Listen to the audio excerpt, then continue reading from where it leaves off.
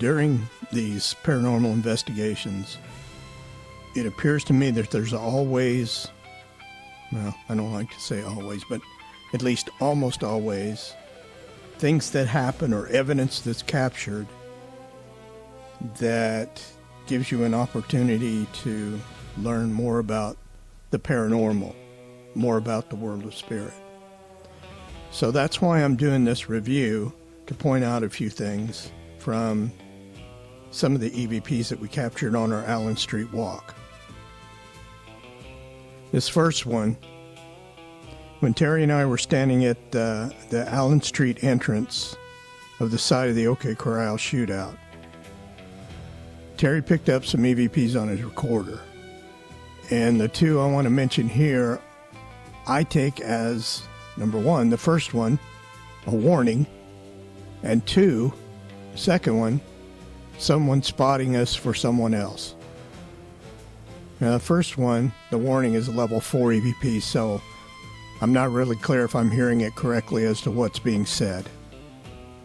The second one, on the other hand, is a clear level 1 EVP. And it's not Terry's voice, and it's not my voice, and it's right on top of us. Now, I don't know who this is, but based on the first one, again, level 4 if I'm hearing it right, which I believe was a warning to me, it appears that a spirit was pointing us out to another spirit or spirits.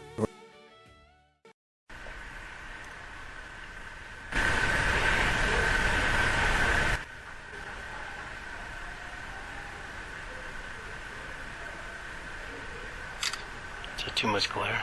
No.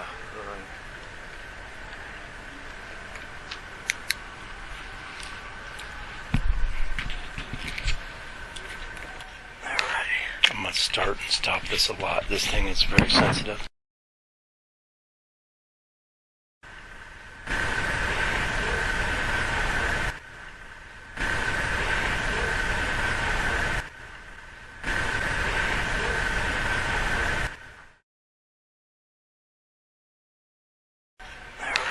I'm going to start and stop this a lot.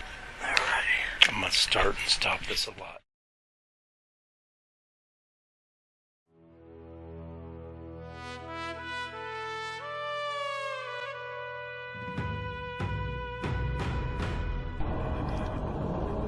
Okay, this is on the streets of Tombstone.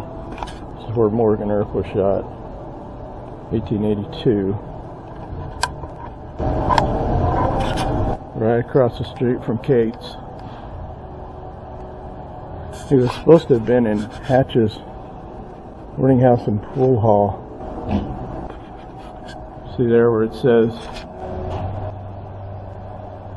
original site of Campbell and Hatch's Saloon and Billiards. Morgan Earp murdered here while playing pool in 1882. So this is where Morgan got shot. I guess they shot him through one of the windows.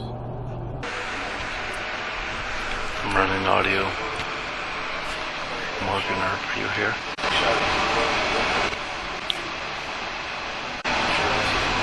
Can you say something on this recorder? As shown, these were all captured at the spot where Morgan Earp was murdered, right in front of Campbell and what used to be Campbell and Hatch's saloon. Now, the first one is a level 4 again, and I'm not, as being a level 4, I'm not 100% sure. In fact, I might not even be 50% sure what's being said on this one. It's really hard to hear, but it sounded to me, after listening to it a bunch, like somebody said he was a rattlesnake, and I was talking about Morgan. So who would say that he was a rattlesnake? Anyway, here it is a few times. Take a listen, see what you think.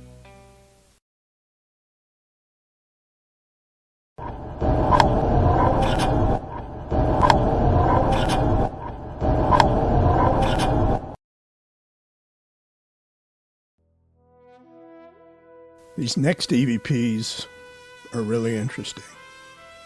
Again, I'd classify them as level 4, so not high confidence on what's being said. What I show is what I hear them saying. And if I'm right about these, then between what I captured on the video camera and what Terry captured on his audio recorder, we have Morgan Earp introducing himself to Terry.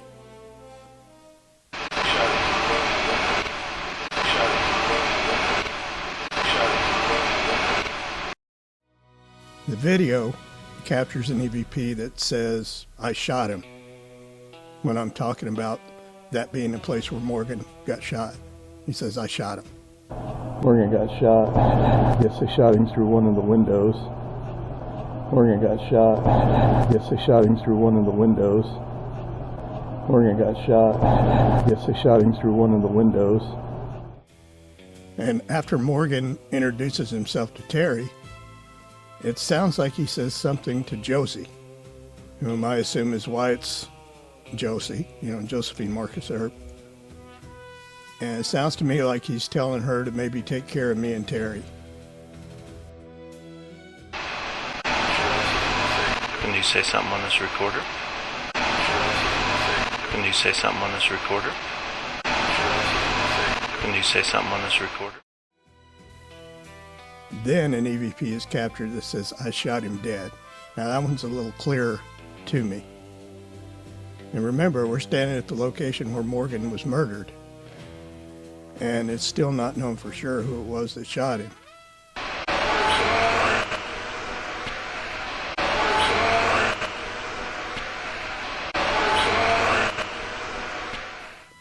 So was the murderer of Morgan Earp talking to us there that night?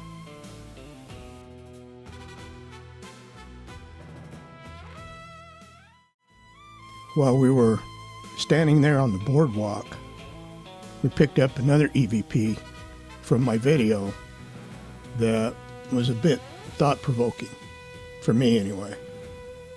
This one is probably a level 3 because it's clearer. We capture what sounds to me like a male that says, "Hey, you two are alive, man." Now, why would a spirit say that?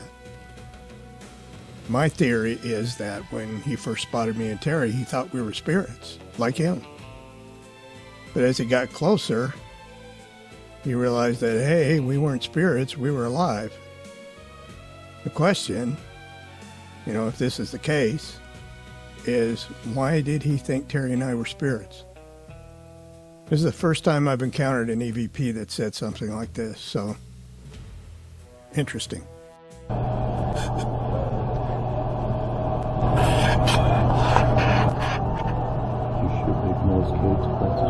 Yeah.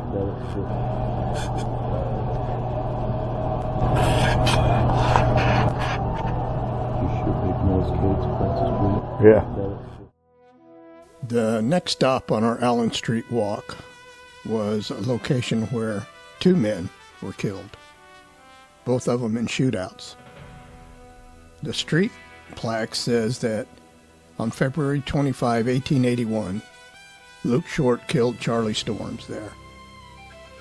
And on November 14th, 1882, Buckskin Frank Leslie killed Billy Claiborne. And I think at least sometimes spirits can hear your thoughts. And I remember clearly that as I was standing there looking at that marker and reading it in my mind before saying it aloud, I was thinking, wow, 2 guys killed here. And then we capture level 3 EVP on the camera audio right before I talk.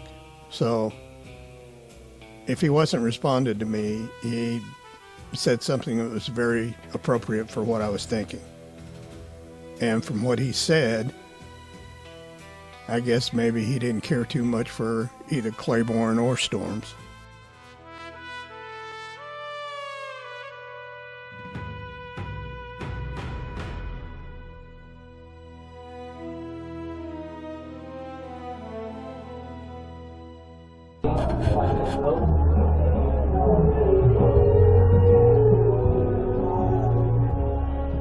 Cool. 2 people killed in this spot. Cool. 2 people killed in this spot. I don't want to move on from this without first revealing some of the history behind these two gunfights on the streets of Tombstone. I love the history as much as the paranormal evidence. Well, almost as much. And the history can sometimes give you a better understanding of the paranormal evidence captured. Now, I was curious about these two shootouts where these two men were killed, so I did a little research. Most of the info came from Wikipedia, but I got it from a few sources. And, excuse me, if you're familiar with the story of the Earps and the Clantons and the Cowboys faction in Tombstone in the early 1880s, then you probably heard of Billy Claiborne. He was one of the cowboys and was actually present at the OK Corral on the day of the shootout. However, before the shooting started, he ran off. And it was said that he was unarmed, so I don't blame him for getting the heck out of there. Besides, he was only 22 years old when he was killed by Frank Leslie. Now, Leslie was he was a known gunfighter and was apparently tending bar in the Oriental Saloon the night of November 14th, 1882. It's reported that Claiborne was very drunk and started using insulting and abusive language, not just towards Leslie, but towards, some of the other friends of Leslie's in there. Apparently, he didn't like Leslie because he believed Leslie was the one who shot and killed his friend, Johnny Ringo. It's reported that he died 6 hours after being shot, and that the last words out of his mouth before he died were, "Frank Leslie killed Johnny Ringo. I saw him do it." So he said he saw him do it. And to this day, it's not recorded or reported or documented who it was actually that killed Johnny Ringo. But according to what Billy Claiborne said on his deathbed, is that Leslie did it and he saw him do it. Now, regarding the fight, Leslie said he took Claiborne by the collar of his coat and led him outside, telling him not to get mad, that it was for his own good because he was liable to get into trouble. Leslie said that Billy pushed away from him, pointed his finger at him and said, "That's all right, Leslie, I'll get even on you." And within a few minutes, two men told Leslie that there's a man waiting outside to shoot him. When Leslie stepped outside, he saw a foot of a rifle barrel, about a foot of it, protruding from the end of a fruit stand there on the other side of the street. He told Claiborne, "Don't shoot. I don't want you to kill me, and I don't want to have to shoot you." But Claiborne, still drunk, raised his rifle and fired the weapon, and he missed Leslie. And Leslie returned fire and hit Claiborne in the chest. He said, "I saw him double up, and I had my pistol cocked and aimed at him again. I advanced on him, but didn't shoot because he said, 'Don't shoot again. I am killed.'" Now, Claiborne was taken to a doctor by his friends, where he died 6 hours after being shot. And Leslie was found to have acted in self-defense. Now, Charlie Storms and Luke Short. Charlie Storms was a professional gambler and gunfighter of the Old West. He's best known, unfortunately, for having been killed by Luke Short in February 1881 in Tombstone. He had a reputation for being a skilled gunman in the 1870s and afterward, and traveled through a lot of towns throughout the Old West as a gambler. Sounds kind of like Doc. The towns that he went through included, Virginia City, Dodge City, and Deadwood. And it's reported that he was in Deadwood when Bill Hickok was murdered by Jack McCall. It's also reported that he arrived in Tombstone in 1881, so he wasn't there very long before his run-in with Luke Short. Apparently, Bat Masterson and Wyatt Earp were present when this gunfight occurred and were friends with both Short and Storms. And the altercation between Storms and Short started in the Oriental Saloon, figures, on February 25th, 1881. Short was dealing faro, and Storms, who had been up all night drinking, started bad-mouthing the faro dealer, Short. According to Masterson, this is what Masterson said about it. He said, Charlie Storms was one of the best-known gamblers in the entire West and had on several occasions successfully defended himself in pistol fights with Western gunfighters. He said Charlie Storms and I were very close friends, as much as Short and I were. And for that reason, I didn't care to see him get into what I knew would be a very serious difficulty. Storms did not know Short. But like a bad man he had met in Leadville, he sized him up as an insignificant-looking fellow whom he figured he could slap in the face without expecting a return. And both were about to pull their pistols when Masterson said he jumped in between them and grabbed him, grabbed Storms at the same time he grabbed Short, and was telling Short not to shoot. And he said it was a request I knew he would respect if it was possible without endangering his life too much. And he said I had no trouble getting Storms out of the house, as he knew me to be his friend. And when Storms reached the street, Masterson said he told him to go to his room and take a sleep. And he said he learned then for the first time that he'd been up all night and been quarreling with other people. So it sounds kind of similar to Claiborne. Up all night, drinking, drunk, a little bit out of control. Masterson went on to say, he said, I was just explaining to Luke that Storms was a very decent sort of man. And he said, when lo and behold, there he stood before us without saying a word, at the same time pulling his pistol. And he said, Luke struck the muzzle of his pistol, or stuck the muzzle of his pistol right against Storm's heart and pulled the trigger. He said the bullet just tore right through his heart, and as he was falling, Luke shot him again. And he said Storms was dead when he hit the ground. So Short shot Storms in the chest twice at point-blank range. And Masterson said I shouldn't laugh, it's not funny, but Masterson said it set his shirt on fire.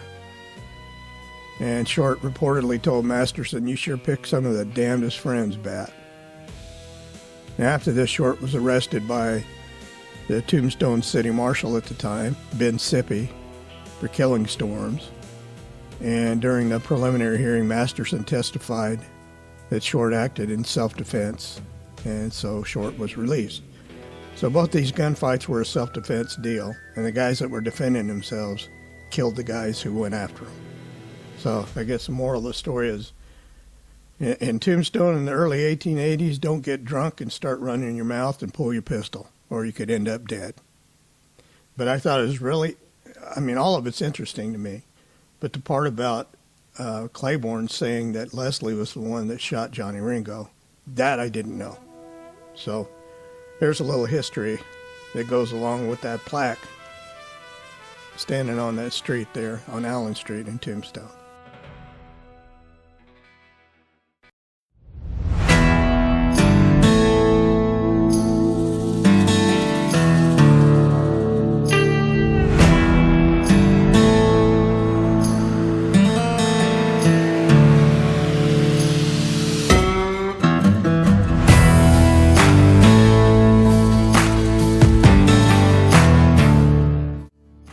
We captured some really, really good quality EVPs out in front of the birdcage at the end of our Allen Street walk. We heard from a few cowboys, and we heard from some of the birdcage ladies, and we also heard from an old friend named Leroy. Leroy was a staple at the birdcage for many years. He was a guide and a bit of a historian, and was just an enjoyable man. It was a lot of fun to talk to. Unfortunately, some years back, Leroy was, ironically, shot on the streets of Tombstone and killed. He's always on our mind when we go to the birdcage. And I feel truly blessed that we were able to hear from him. The EVP voice we picked up from him sounded just like him. Here's Leroy, right? Do you want to talk to us? Mike and David met you years ago. I don't think I was with you then. And got a picture with you. We're sorry to hear what happened to you.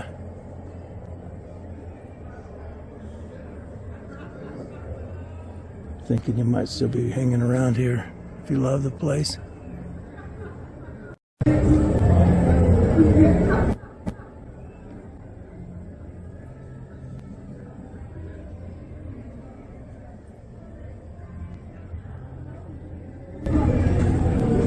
Good? Yeah. Any questions? We like you, Leroy. We miss having you here. It just doesn't seem the same without you standing outside every time we come here. Yeah.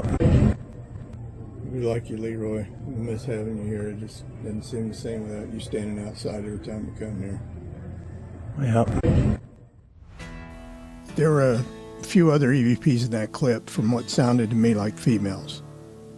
One spoke to Terry saying, "Terry, we're here." Now, I don't know who that was or why she said we and not I. I'm thinking these might be guides for Terry or spirit friends he has. And we've been doing this for quite a while and met a lot of spirits along the journey. So, could be either or. The other female EVP we got says, at least sounds to me like she says, "Yeah, they were hurting," or "Oh yeah, they were hurting." And she said that as we were talking about our friend Leroy. Maybe she was saying that, it was hurtful when we heard about his passing. And because it was. Thinking you might still be hanging around here if you love the place.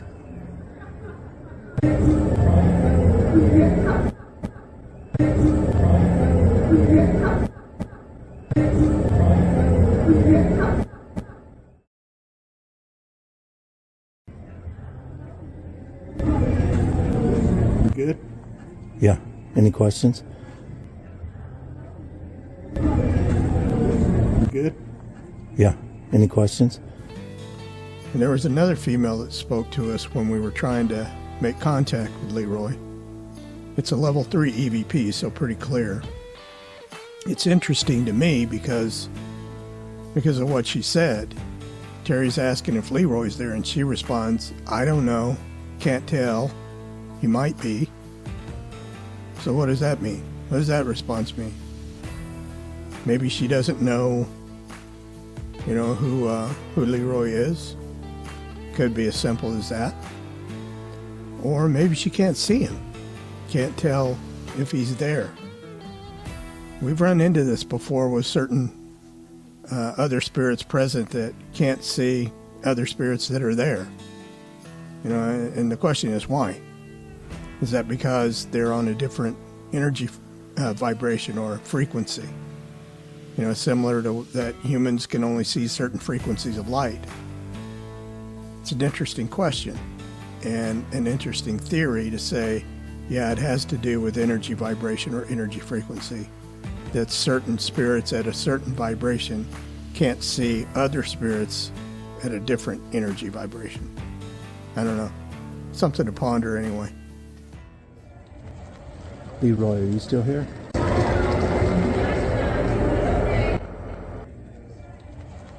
Leroy, are you still here?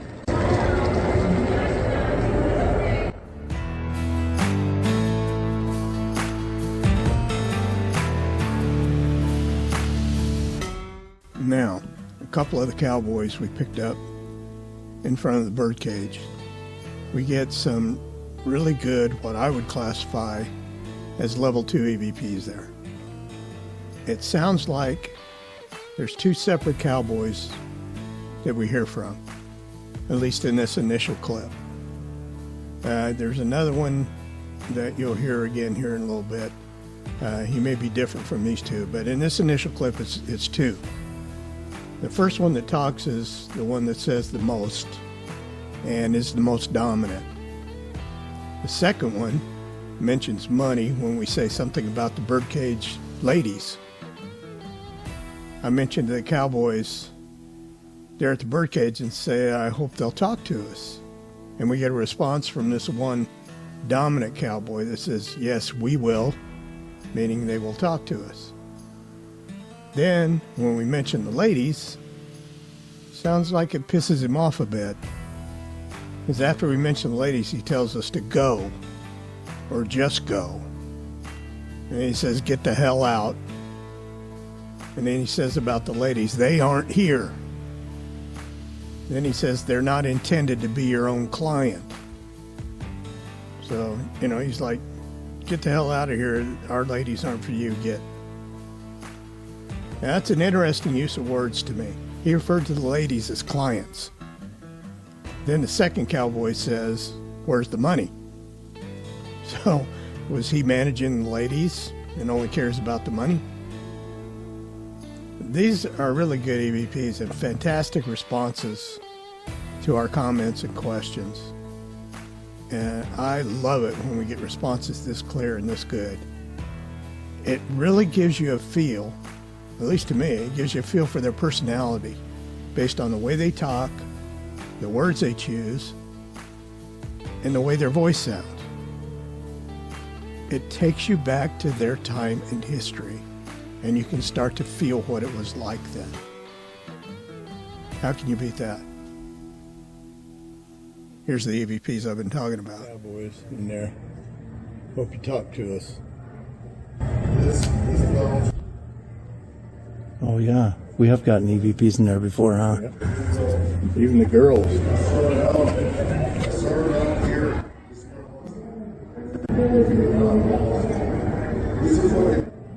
Cowboys in there. Hope you talk to us. Oh yeah, we have gotten EVPs in there before, huh? Yep. Even the girls.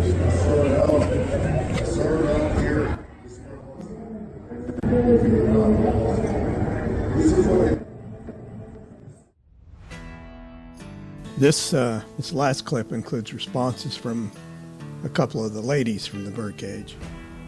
And also we hear again from the dominant cowboy that you heard in the previous clip. Terry says that they can talk to us via our cameras, and the dominant cowboy says that ain't a camera. And it makes sense because Terry was videoing with his phone, which I'm sure didn't look anything like a camera from the Old West. And one of the girls says, we've been waiting for you a long time. She uses the plural we, so it doesn't include just her. I believe there's a good reason that she says they've been waiting, and it has something to do with our visiting the birdcage more than 10 years ago. I can't remember which year it was, maybe 2012. Anyway, we were there. I picked up the ladies in the downstairs poker room of the birdcage when I held the recorder inside one of the brothel rooms there. When Terry says thank you, what sounds like the same lady that said she'd been waiting for us says, for what? The words? In other words, we haven't done anything for you yet. What are you thanking me for? The words I spoke? It cracks me up. Sounded like she had a bit of an attitude and maybe even some measure of disappointment. Then what may be the same lady, or perhaps a second one, says, we've been here waiting. And then a male says, for the rich to return. Now, is this the same guy that asked us where's the money earlier? I don't know. Maybe. And then lastly, another male makes a comment saying that it's a video camera. So I guess he was more aware of what we were using. If you're here, we'd appreciate it if you say something to us. On this device, we have 3 cameras that can hear you, 3 microphones.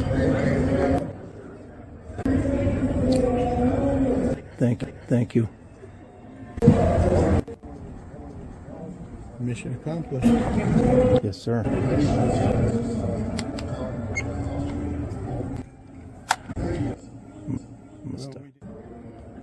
If you're here, we'd appreciate it if you say something to us.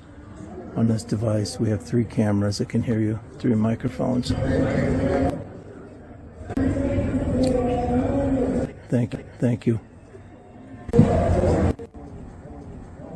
Mission accomplished.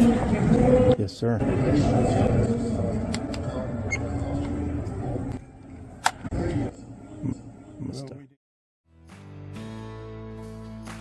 There's a couple more things I want to mention before I close out this part 5 video of the evidence review of our midnight walk down Allen Street. The first is about the death of Johnny Ringo. Now, Billy Claiborne apparently believed, from what he said, that Frank Leslie had killed Ringo, and had even made a deathbed confession to that effect, even saying that he saw him do it. And when me and Terry and David were in the Birdcage Theater back in 2009, hard to believe that was 17 years ago.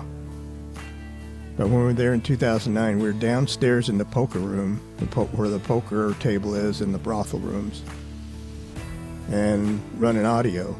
And I asked a question about who shot Johnny Ringo. Here's that audio. I found it. Here's the audio from 2009 and the 2 responses we received to my question.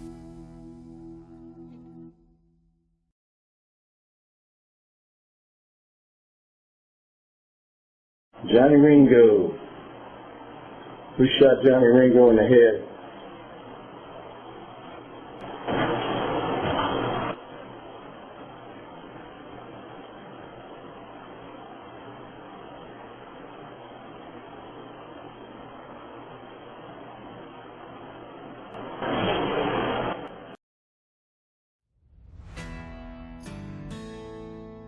So apparently, the question of who shot Ringo was still debatable even back then.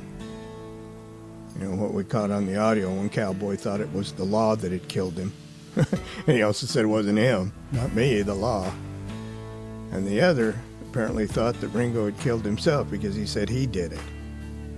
So interesting that it was still debated even back then. Now, last thing I want to mention in this video is regarding the comment Terry and I received from the ladies when we were in front of the birdcage. If you remember, the first lady said, "We've been waiting for you a long time." And then what sounded like another lady said, "We've been waiting." And I mentioned that earlier in the video that I believe I know the reason why they said that. And again, this is from our 2009 visit to the birdcage. I ran audio, stuck the audio recorder inside one of the brothel cribs down there in the poker room, and listened to what I asked of the ladies and what their response was. Okay, it's Mike. I'm going to leave. You guys remember me when I come back. All right?